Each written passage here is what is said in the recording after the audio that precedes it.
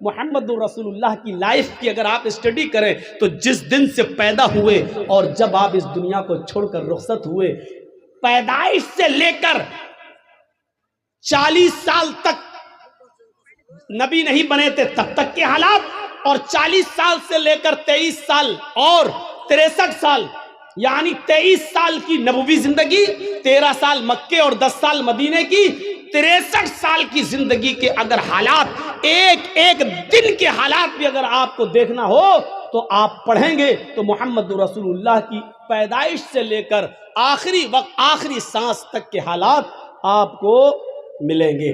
پیدائش کے حالات یہ تھے کہ جب آپ پیدا ہوئے تو ماں ان کی آمینہ کہتی ہے میری آنکھوں کے سامنے سے ایک نور چمکا، ایک روشنی ہوئی اور ایسا لگا کہ اس روشنی نے پوری دنیا کو روشن کر دیا۔ یہ اس بات کی طرف اشارہ تھا کہ آیا آمینہ تو نے جو بیٹا پیدا کیا ہے وہ ایسی روشنی لے کر آیا ہے کہ وہ روشنی، اس کی قرآن کی روشنی، اس کی علم کی روشنی پوری دنیا کو روشن کر دے گی۔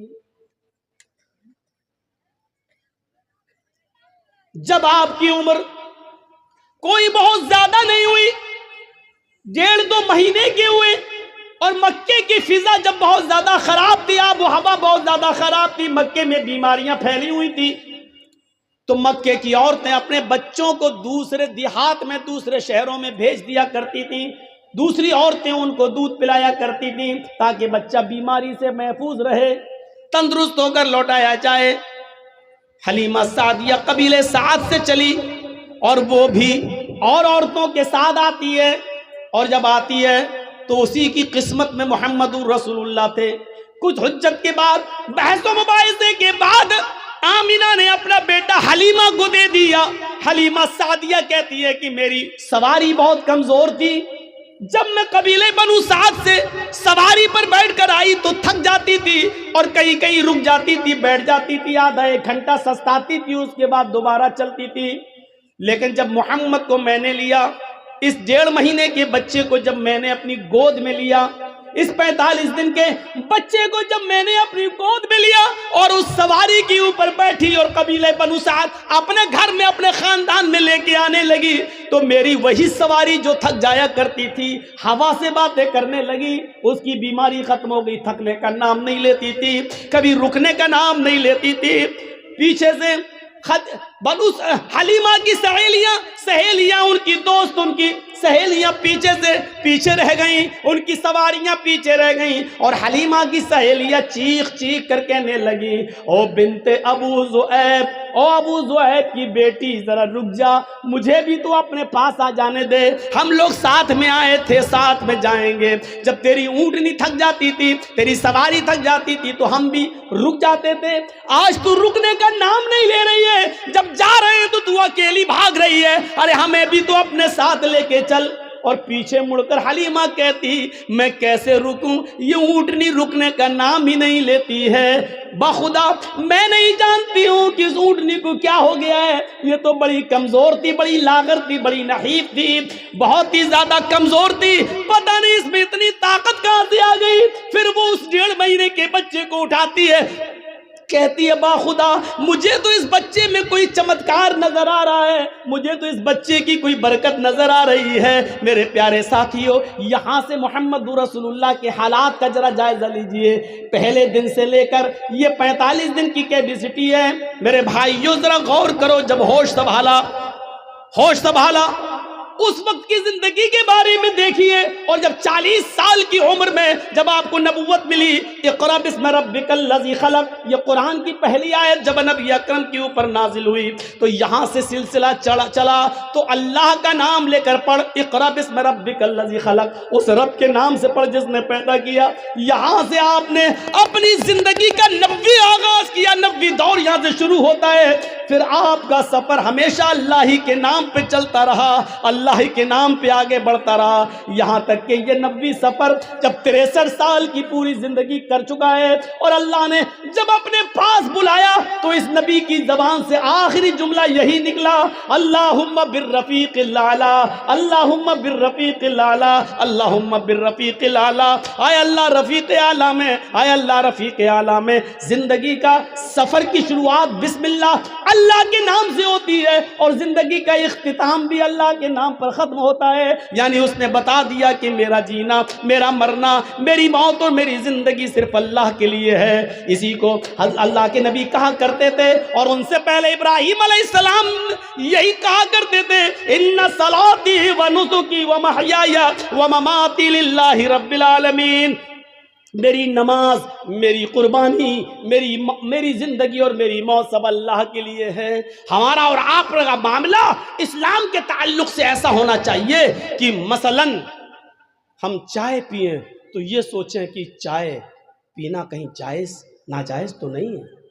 ہم پانی پی رہے ہیں تو یہ سوچیں کہ پانی پینا کہیں ناجائز تو نہیں ہے. نہیں جائز ہے تو کتنی سازوں میں پئیں، کیسے پئیں. ہماری سوچ یہ ہونی چاہیے. ہمارا اٹھنا بیٹھ ہر وقت یہ سوچنا چاہیے کہ ہم چلنے میں کہیں غلطی تو نہیں کر رہے ہیں، کہیں ہم اسلام کی مخالفت تو نہیں کر رہے ہیں. ہمارے دماغ پر اسلام چھا جانا چاہیے، تب ہم اسلام کے اندر پورے کے پورے داخل ہوں گے. زیادہ تیز ٹوائلٹ آ رہی ہے کیا؟ سب بگاڑ دیتے ہیں میرا معاملہ یار. سامنے سے نہ اٹھا کریں، پیچھے سے اٹھ جائیں ہمیں کوئی دقت نہیں. سامنے سے اٹھتے ہیں تو مجھے ایسا لگتا ہے کہ کوئی میرا مائک پکڑنے آ رہا، چھین کے ابھی پھینک دے گا. ایسا ہو چکا ہے میرے ساتھ، اس لیے تھوڑا ڈر لگتا ہے مجھے. پیچھے سے اٹھ جایا کرو. اب ہم کو لگتا ہے کہ پولیتھین منگایا کریں گے، جس کو زیادہ تیز آئے وہ یہی کر لیا کریں گے. اچھا نہیں لگتا ہے. ابھی کچھ دن پہلے ایک بڈھا اٹھ رہا تھا بیچارہ 80 سال کا. میں نے کہا کہاں جا رہے ہو؟ اب تو تم چاچی کے لائق بھی نہیں رہ گئے، اب کہاں کیا کرو گے؟ یہاں بیٹھ جاؤ. بڈھے بھی بیٹھ جاتے ہیں بیچارے، وہ بھی نہیں، کیا ضرورت ہے ان کو آگے بیٹھنے کی. اور جب بیٹھ جاتے ہیں تو بیٹھ کے سونے بیچارے. تو سنیے، یہ ہمارے دماغ پہ چھا جانا چاہیے. اور جب یہ چیز ہمارے دماغ پہ چھائے گی تبھی ہم اسلام پر مکمل عمل کر سکتے ہیں اور داخل ہو سکتے ہیں. مثلا ایک بہت بھوکا آدمی تھا. سنا آپ نے؟ نہیں سنا. ایک بہت بھوکا آدمی تھا. اب بھوک کی وجہ سے اس کا حال خراب تھا. بس اس کو یہ تھا کہ کسی طریقے سے روٹی مل جائے کہیں میں، لیکن نہیں مل رہی. اتنا بھوکا تھا کہ بھوک کی وجہ سے بالکل بے چین تھا. ایسے ہی کسی نے اس سے پوچھا، بھائی 2+2 کتنا ہوا؟ 2 اور 2 کتنا؟ اس نے کہا 4 روٹی.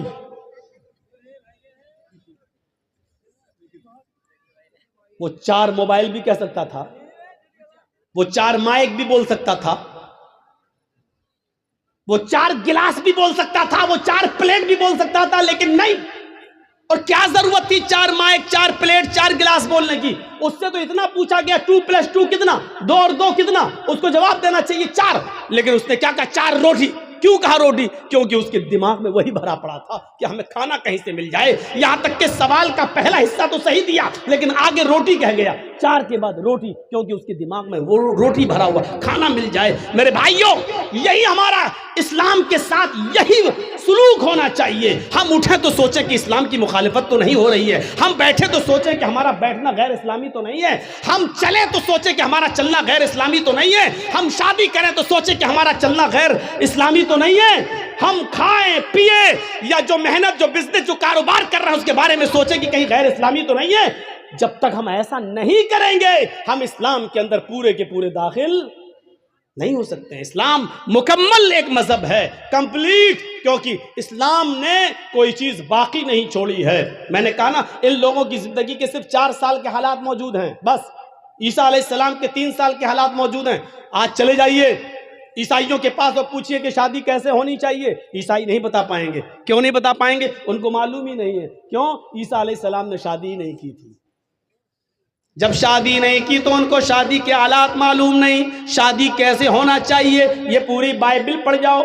شادی صرف اتنا لکھا ہے کہ اپنی زندگی اگر پاکیزہ گزارنا چاہتے ہو تو شادی کر لو، بس اتنا لکھا ہے. اپنی زندگی پاکیزہ گزارنا چاہتے ہو تو شادی کر لو. لیکن شادی کیسے کرو، کس عمر میں کرو، لڑکی بڑی ہونی چاہیے یا چھوٹی ہونی چاہیے، پھر شادی کے بعد بیوی کے ساتھ کس طرح رہو، مہر کتنا ہونا چاہیے، یہ تمام چیزیں بائبل بتانے سے خاموش ہے. وید آپ پڑھیں تو ویدوں میں بھی لکھا ہے کہ رام چندر جی نے بھی شادی کی تھی لہذا تم विवाह کر کے اپنے آپ کو سرکشت کر لو. لیکن شادی کیسے ہونا چاہیے یہ آپ کو نہ ویدوں میں ملے گا، نہ رامائن میں، نہ گیتا کے اندر. کہیں پر بھی آپ چلے جائیے پورا نہ منظر آپ کو نہیں مل سکتا، کیونکہ کوئی دھرم کمپلیٹ نہیں ہے. اسلام سے پوچھئے، محمد رسول اللہ سے سوال کیجئے کہ شادی کیسے کرنا چاہیے، تو اللہ کے نبی صلی اللہ علیہ وسلم کی شریعت جواب دے گی جیسے محمد رسول اللہ نے 25 سال کی عمر میں اپنی سے 15 سال بڑی حضرت خدیجہ کو اپنے نکاح میں لائے. یہ نہیں دے گا کہ یہ ہم سے عمر میں بڑی ہے اور اس کا پہلا شوہر طلاق دے چکا ہے یا انتقال کر چکا ہے، یہ بیوہ ہے، کسی کی شوہر مر گیا، یہ اس کے بعد کی بچی ہوئی بیوی ہے، اور خدیجہ کے 2 بچے بھی ہیں، ہم شادی کر لیں گے تو اس کو بھی سنبھالنا پڑے گا. یہ سب نہیں سوچا، بلکہ آپ نے نکاح کر لیا. خدیجہ نے پیغام بھیجا تھا، اللہ کے نبی صلی اللہ علیہ وسلم نے اپنے چچا ابو طالب سے مشورہ کرنے کے بعد ایکسیپٹ کر لیا. شریعت جواب دے گی کہ بڑی عمر کی عورتوں سے نکاح کرنا کوئی برا نہیں ہے. پھر شریعت یہ بھی کہتی ہے، محمد رسول اللہ جواب دیں گے کہ میں نے عائشہ سے بھی نکاح کیا جو ہم سے عمر میں بہت چھوٹی ہیں، لہٰذا اگر کوئی چھوٹی عمر سے شادی کرنا چاہے تو چھوٹی عمر کی لڑکی سے بھی نکاح کیا جا سکتا ہے، اس میں کوئی برائی نہیں ہے. لیکن رہنا ویسے، اگر تمہاری بیوی عمر میں بڑی ہے تو ویسے رہو جیسے میں خدیجہ کے ساتھ رہا، اگر تمہاری بیوی عمر میں چھوٹی ہے تو ویسے رہو جیسے میں عائشہ کے ساتھ رہا. غور کیجئے، آپ کو ایک ایک چیز کا ثبوت ملتا چلا جائے گا، کوئی چیز باقی نہیں ہے. یہاں تک کہ سونے کے آداب تک لکھے، میاں اور بیوی کو کس طرح اپنی زندگی گزارنا چاہیے وہ تک ملے گا.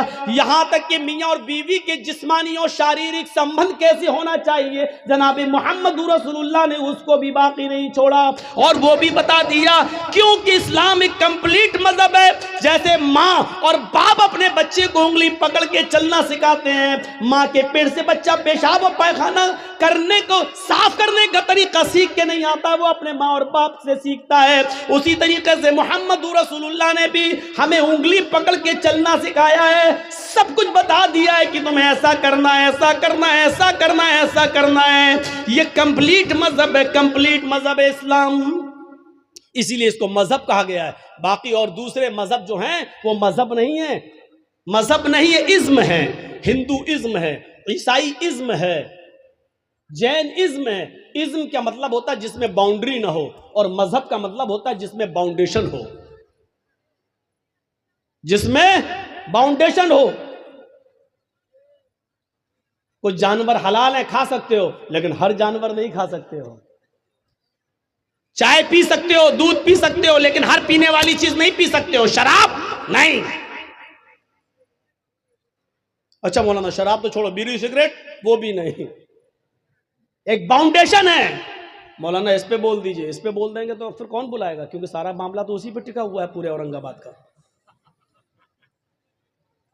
اب ٹکا ہے تو کوئی کیا کرے، لیکن اس کی وجہ سے کوئی حق بات بولنا چھوڑ دے، پھر فرق کیا رہ جائے گا، پھر بات کیا رہ جائے گی.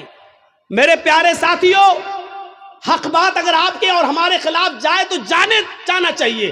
مولانا کو باؤنڈیشن نہیں کرنا چاہیے، نہیں اس پہ نہیں بول سکتے، اس پہ بول سکتے، اس پہ نہیں. ہمیں اپنے آپ کو سدھارنا چاہیے. اسلام کو اپنی مرضی کے مطابق ہمیں اور آپ کو نہیں ڈھالنا ہے، بلکہ اسلام کے منشا کے مطابق ہمیں اور آپ کو چلنا چاہیے. یہ ہونا چاہیے اسلام، یہ ہونا چاہیے اسلام. تو میرے بھائیوں، یہ مکمل ایک مذہب ہے اسلام، کمپلیٹ ایک مذہب ہے اسلام. اس کے اندر اٹھنا، بیٹھنا، لیٹنا، سونا، جاگنا، کھانا، پینا، شادی بیاہ، ہر چیز کا طریقہ آپ کو اس کے اندر ملے گا. شادی کا طریقہ کیا ہے؟ ہمارے ہاں کیا ہوتا ہے؟ لڑکے کی بارات جا رہی ہے، بارات 300 آدمی جا رہے ہیں صاحب، گاڑیاں 100 150 200 آدمی جا رہے ہیں. سنیے گا منشا کیا اسلام کا. جا رہے ہیں، بارات میں جا رہے ہیں. حاجی صاحب کے بیٹے کی بارات ہے. حاجی صاحب سمجھ رہے ہیں؟ سعودی عرب گئے تھے حج کر کے، بہت سی ٹوپی ووپی لا کے سب کو بانٹا تھا انہوں نے، سعودیہ سے رومال بھی لائے تھے، ڈلا ہے لال رنگ کا رومال، حاجی صاحب نے شادی کے دن اوڑا ہے، بیٹے کی شادی ہے، داڑھی پہ ہاتھ پھیر رہا ہے، منہ میں پان چل رہا ہے۔ جرجیت صاحب پوچھ رہے ہیں حاجی جی آج تو ماشاءاللہ جوان لگ رہے ہو، کیا بات ہے، چہرے پہ بڑی رونق ہے، بیٹے کی بارات جا رہی، میرے بیٹے کی بارات جا رہی۔ اچھا بارات کیا ہوتی ہے معلوم ہے؟ بارات، یہ بارات کا تصور کہاں سے آیا؟ 100 150 200 سال پہلے جب ہمارے ہندو بھائیوں میں جب وہ اپنے لڑکے کی بارات کسی دوسرے شہر میں لے جاتے تھے تو ڈر ہوتا تھا کہ کہیں لوٹ نہ جائے قافلہ، کہیں یہ لوگ لوٹ، اکیلے اگر لڑکا لڑکی شادی کر کے آئیں گے تو کہیں لوٹ نہ لیے جائیں، سونا چاندی زیورات لٹ جائیں، تو ایسا نہیں ہوتا تھا۔ پھر وہ لوگ 150 آدمی کو لے کے نکلتے تھے گھوڑوں پر، جو بھی چیز ملتی تھی اس پہ جاتے تھے دوسرے شہر، اور وہاں سے لڑکی کی ودا کرا کے اپنے ساتھ لاتے تھے تاکہ لوٹے نہ جائیں اور قافلے والے سامان نہ لوٹ لیں۔ تو وہاں سے یہ رسم نکلی اور نکلتے نکلتے آج اس نے بارات کا نام پا لیا، بارات کا۔ آج یہ حال ہے، ایک گھر سے دوسرے گھر میں بھی بارات جا رہی ہے تو 200 آدمی چاہیے۔ ان کو بارات نہیں کہنا چاہیے، سچ پوچھو مولانا جرجیس کے حساب سے تو ان کو چور کہنا چاہیے، ڈکیت، ڈاکو۔ یہ باراتی نہیں ہے، ڈکیت جا رہے ہیں، ڈاکو، لڑکی والے کے گھر ڈاکہ ڈالنے جا رہے ہیں۔ وہاں جا کے بیٹھ گئے صاحب، جیسے ان کے باپ کا گھر ہو۔ اب غریب لڑکی والا بیچارہ وہ ان کو اچھے سے اچھا کھلا رہا ہے، وہ جانتا ہے کہ اگر کھانے پینے میں تھوڑی سی بھی کمی ہو گئی تو زندگی بھر میری بیٹی کو تانا مارے گا، یہ پورا سماج جتنے آئے ہیں، یہ چور، یہ ڈکیت، یہ سب تانا ماریں گے، دیکھو اس کے باپ نے ایسا کھلایا، کوئی عزت نہیں کی ہے۔ تو بیچارہ وہ ان چوروں کا پیٹ بھرنے کے لیے ان ڈکیتوں کا حلق تک ٹھوس دیتا ہے، لو کھاؤ، پہلے ناشتہ پھر کھانا، یہاں تک ٹھوس دیتا ہے اس کے صرف اس لیے کہ میری بیٹی کا گھر بس جائے، جبکہ اس کا قرض ادا کرنے کے لیے بیچارہ سالوں سال اس کا بیاج دیتا رہتا ہے لیکن قرض ادا نہیں کر پاتا ہے۔ یہ کون سوچے گا؟ ان غریب لڑکیوں کے جو ہاتھ پیلے نہیں ہو رہے ہیں، یہ کون سوچے گا؟ ذرا تصور کرو کہ ایک موٹر سائیکل پہ وہ لڑکا کیسے بیٹھ جاتا ہے، ہر اے صاحب بڑی اچھی گاڑی ہے ماشاءاللہ، کہاں سے ملی، کتنے میں خریدی؟ جہیز میں ملی، جہیز میں ملی۔ ارے اس کو کہنا چاہیے بھیک میں ملی، کہتا جہیز میں ملی۔ اس کو کہنا چاہیے میرے سسر نے مجھے انٹرنیشنل بھکاری سمجھ کے دی، وہ کہتا گفٹ میں دی۔ نام بدل گئے، دیکھ لیجئے آپ، جو چیز بھیک میں ملی اس کو کہہ رہا جہیز میں ملی، اس کو کہہ رہا جہیز میں ملی۔ جس کو کہنا چاہیے میرے سسر نے مجھے انٹرنیشنل بھکاری سمجھ کے دیا، بھیک میں دی، اس کو گفٹ کہہ رہا، گفٹ۔ ارے نام بدل دینے سے حیثیت نہیں بدل دی جاتی ہے۔ شراب کا نام دوا رکھ دو تو شراب شرابی رہے گی، دوا نہیں ہو جائے گی۔ مولانا جرجیس کی شیروانی اتار کر کسی سور کو پہنا دو تو کیا وہ سور مولانا جرجیس بن جائے گا؟ لباس بدل دینے سے سور سور ہی رہے گا، گدھا گدھا ہی رہے گا، کتا کتا ہی رہے گا، بھیک بھیک ہی رہے گی۔ اس کا نام دہیج جہیز رکھ دینے سے معاف کرنا، بھیک کا نام نہیں بدل جائے گا۔ عورتوں نے ننگے پن کا نام فیشن رکھ دیا۔ کیا رکھ دیا؟ فیشن۔ اللہ کے رسول نے تو نہیں کہا وہ فیشن ہے، اللہ کے نبی نے تو کہا نساء کاسیات عاریات۔ ایک ایسا زمانہ آ جائے گا کہ تم عورتوں کو دیکھو گی کہ وہ کپڑے پہنے ہوں گی لیکن ننگی ہوں گی۔ اللہ کے نبی نے تو یہ کہا تھا کہ وہ کپڑے پہنے ہوں گی لیکن ننگی ہوں گی۔ کپڑا پہننے کے باوجود بھی کوئی ننگی ہوتا ہے؟ نہیں، لیکن نبی نے کہا کپڑے تو پہنیں گی لیکن ننگی ہوں گی۔ کپڑا پہنیں گی لیکن ہاتھ دکھیں گے، کپڑا پہنیں گی لیکن پیٹ دکھے گا، کپڑا پہنیں گی ان کے جسم کا اتارو چڑھاؤ دکھے گا، یعنی وہ ایسے تنگ کپڑے پہنیں گی کہ جس سے اگر کوئی ٹیلر کوئی درجی ان کو دیکھ لے تو ناپ لینے کی ضرورت نہ پڑے۔ وہ اپنی آنکھوں میں پورا کا پورا بسا لے کے اس کا سینہ اتنا، اتنی اس کی کمر اتنی، اس کی بلاؤز کا سائز اتنا، وہ صرف ایک نظر دیکھ کر اندازہ لگا لے کہ اس کی ساڑی کا ناپ کتنا، اس کے بلاؤز کا ناپ کتنا، اس کے پیٹ کا ناپ کتنا، اس کی کمر کا ناپ کتنا، اس کے سینے کا ناپ کتنا. ایسی عورتوں کو بتایا اللہ کے نبی نے کہ کپڑے تو پہنیں گی لیکن ننگی ہوں گی. نبی نے تو ان کو ننگا کہا ہے. اب ہمارے ہاں نام بدل گیا، یہ فیشن ہے، یہ فیشن ہے. لڑکیاں چپکے ہوئے کپڑے پہن کر مارکیٹ جا رہی ہیں. ان کی ران سے کپڑا چپکا ہے، ان کی پنڈلی سے کپڑا چپکا ہے. ہم کہہ رہے ہیں فیشن ہے یہ. میرے بھائیوں، تمہارے نام بدل دینے سے ان کا ننگا پن ختم نہیں ہو جائے گا. اللہ کی قسم تمہاری نظروں میں فیشن ہے، لیکن محمد رسول اللہ کی نظر میں وہ لڑکی ننگی ہے، ننگی ہے، ننگی ہے، برہنہ ہے، برہنہ ہے، برہنہ ہے. نام بدل دینے سے حیثیت نہیں بدل جاتی ہے. بھیک کا نام دہیج رکھ دو، معاف کیجئے گا بھیک بھیک ہی رہے گی. دہیج ہو جانے سے یا جہیز ہو جانے سے میرے بھائیوں اس کی حیثیت نہیں بدل جائے گی. اور جہیز کس کو کہتے ہیں؟ دہیج تو ہندی لفظ ہے، اردو میں اس کو کہتے ہیں جہیز. اگر دیکھا جائے تو جہز یجہز و تجہیز اس سامان کو کہتے ہیں جو میت کے ساتھ جاتا ہے قبرستان تک. کہتے ہیں تجہیز و تکفین ہو گئی اس کی. عربی میں بولا جاتا ہے، اردو میں، کہ اس کی تجہیز، ایک فلاں آدمی مر گیا، انتقال ہو گیا ہے، اس کی تجہیز، اس کی تکفین 2 بجے ہوگی. اس کا مطلب کیا ہے؟ تجہیز سے بنا ہے جہیز. مرنے والے کے ساتھ جو سامان جاتا ہے، کفن افن وغیرہ، چارپائی وغیرہ، اس کو کہا جاتا ہے جہیز. آج وہ جہیز شادی کے بعد ہمیں ملتا ہے. ذرا اندازہ لگائیے گا کہ کتنا برا لفظ ہے جو مرنے کے بعد میت کے ساتھ جاتا ہے، وہ ہم شادی کے موقع پر لیتے ہیں جہیز کے نام پر. اتنا سننے کے باوجود بھی وہ پاگل ہی ہوگا جو کل شادی کرے پھر جہیز لے لے. یہ سننے کے بعد بھی. اب غور کریں آپ، شادی ہمارے یہاں کیسی ہو رہی ہے. پہلے باراتی پہنچ گئے، اب چلو چور اور ڈکیت کہہ دیا کافی ہے، اب باراتی کہہ دے رہا ہوں، بار بار برا نہ لگے. پہنچ گئے، ہو گیا سب. لیکن اللہ کے رسول کے زمانے میں شادی کیسی ہوتی تھی؟ وہ سارے واقعات آپ کے سامنے ہیں، سنے ہوں گے. ایک عورت اللہ کے نبی کے پاس آئی اور کہنے لگی کہ اللہ کے رسول، میں آپ سے شادی کرنا چاہتی ہوں، انی احب لک، میں اپنے آپ کو ہبہ کر رہی ہوں. تو اللہ کے نبی صلی اللہ علیہ وسلم نے کیا فرمایا؟ اب مجھے ضرورت نہیں ہے. وہاں ایک صحابی بیٹھے ہوئے تھے، فوراً کہنے لگے اللہ کے رسول اگر آپ کو ضرورت نہیں ہے تو میرے ساتھ کروا دیجیے اس کی شادی. کوئی بری بات نہیں کہی انہوں نے، میرے ساتھ کروا دیجیے. اللہ کے نبی نے کہا تم کرو گے؟ کہا ہاں مجھے ضرورت ہے بیوی کی. اس عورت سے پوچھا کہ تم اس کے ساتھ کرو گی؟ اس نے کہا آپ کے لیے آئی تھی، اگر آپ نہیں کر سکتے تو اس کے ساتھ کر دیجیے، مجھے تو گھر بسانا ہے. تو اللہ کے رسول نے اس آدمی سے، اس صحابی سے پوچھا کیا دو گے اس کو مہر میں؟ یہ نہیں پوچھا لڑکی سے تیرا باپ ہے، تیرا بھائی ہے، کیا دے گا اس صحابی کو؟ یہ نہیں پوچھا، بلکہ کیا پوچھا اس صحابی سے، کیا دو گے اس کو مہر میں؟ کہتا مہر میں کیا دو گے؟ کچھ نہیں ہے میرے پاس.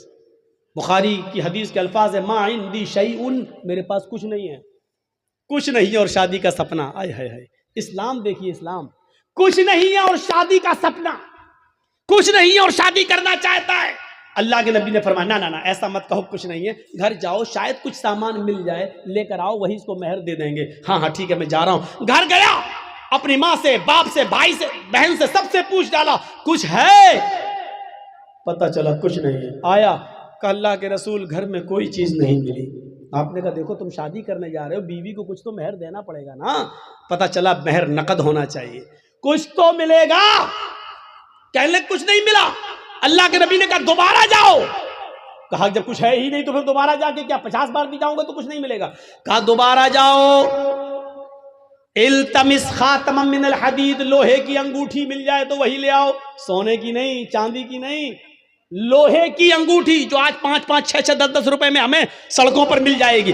اگر لوہے کی انگوٹھی ہی مل جائے تو وہی لے آؤ، وہی دے دو اپنی بیوی کو، ہونے والی بیوی کو.